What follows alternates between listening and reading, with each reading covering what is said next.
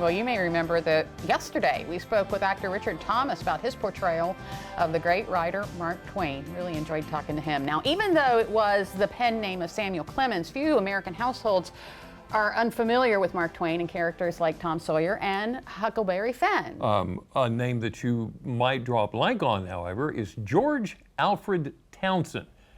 George was an acquaintance of Mark Twain, who wrote what many consider the great Eastern Shore novel. So, sharing all of the details today is Andy Nunez, who is the author and amateur historian. We're so glad to have you back. Oh, happy to be here, Jimmy. Thanks to you. So, George Alfred Townsend, where was he from? He was from Georgetown, Delaware. Okay. So he was born in Georgetown, Delaware. His father was an itinerant preacher, so he would travel the circuit all up and down the Eastern Shore.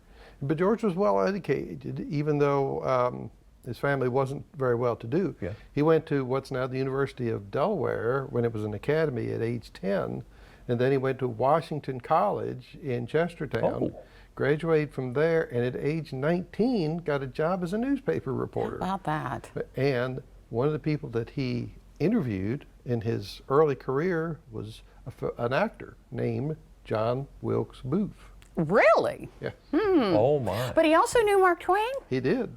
As I say, he went on to become a successful war correspondent.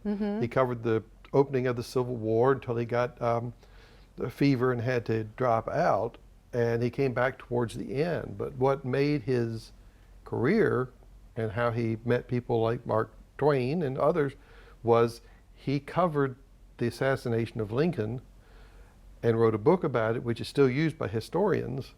And he was, he knew Twain because they all worked for the same newspapers at the time. Oh my goodness. So they were very good acquaintances. So Townsend went on to cover the Austro-Prussian War in 1866 and made a lot of money on the lecture circuit over in Europe. So he came back and he built a big estate in western Maryland at Crampton's Gap called Gapland. And it was built on the site of the Battle of Crampton's Gap. Now it's a state park.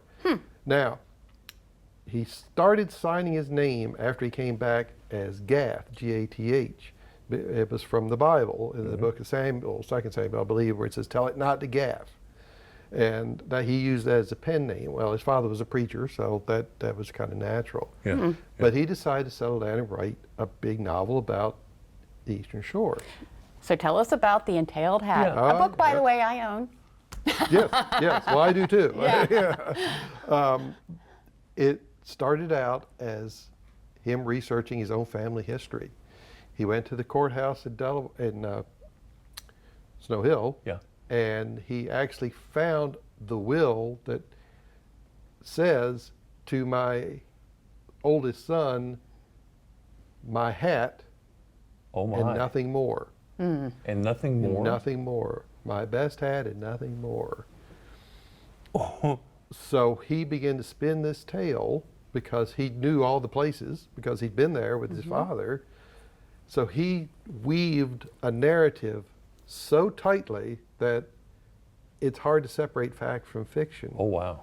Because everything that he talks about, fictionalizes, actually happened. There really was a fella named Samson that was the servant of the main character, Meshach Milburn, because he was Samson Harmon from Furnacetown. He was the last resident of Furnacetown before it went out of business, lived to be 100 years old.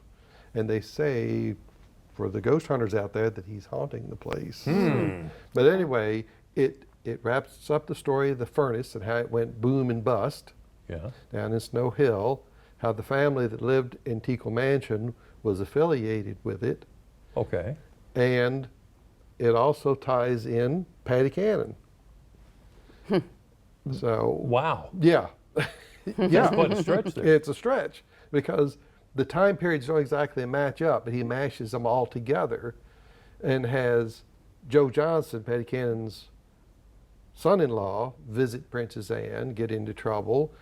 Meets Joshua Thomas, the Parson of the Islands, and some of the slaves there at Teackle Mansion get kidnapped by Joe and taken to Patty Cannon's, and they try to rescue them, and you I can know, see why this would be so hard to separate fact from fiction. yeah, I mean, it's action. Well, most writers at that time were writing romance novels. Yeah. You know, like Wuthering Heights and stuff like Right, that. right, He right. was writing this stuff. Oh my. So Whatever, whatever. I was just, whatever happened to George Allen Townsend? Okay, he became, of course, a successful fellow, built this big mansion, went on to write a lot of stuff, but as time grew on, his style of writing became archaic, Okay. you know, and so eventually he went to live with one of his children up in New York, and that's where he died in April of 1914.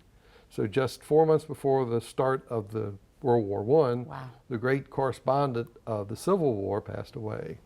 How about that? And What is- he was buried in Philadelphia, and at Gathland Park, there is a mausoleum that he was supposed to occupy, and it's still there.